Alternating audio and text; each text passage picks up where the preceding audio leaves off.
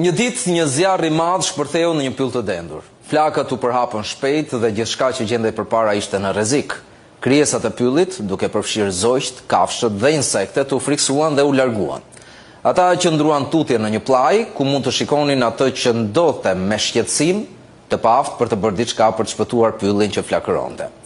Duke e parë se zjarri nuk po ndalej, filluan të diskutonin se cila mund të ishte vendodhja e re për të ngritur strofullën apo folen.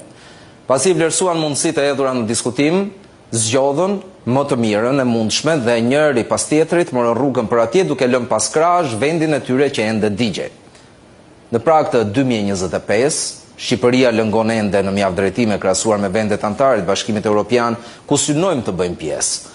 Pavarësisht disa arritjeve të rëndësishme, si rritja ekonomike dhe përpjekjet për reformë, ka ende shumë sfida për të përballur në aspektet e qeverisjes, korrupsionit, infrastrukturës dhe shërbimeve publike.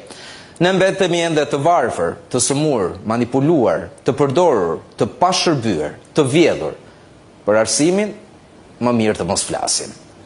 Asa shumë probleme për Shqipërinë tonë të vogël e me kaq pak popull që ndoshta me të drejtë ndihet i pashpresë e përpiqet të ikë e të shpëtojë.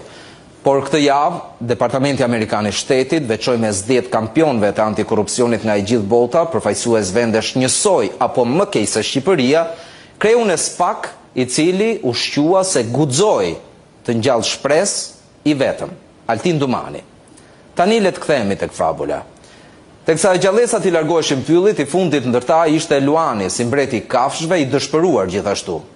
Ktheu kokën pasi për të fundit herë e syti zun një kolibër, një zog shumë i imët në përmasa që në sjepin e tij të vogël po mbante një pikë uji.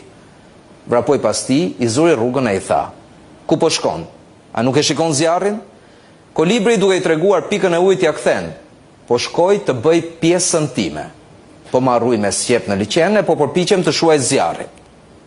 Ndoshta duhet të bëjmë të gjithë si kolibri, duke besuar se ajo pikë uji është e mjaftueshme dhe është pjesa e gjithë secilit që sot ka shumë çka për t'u ankuar.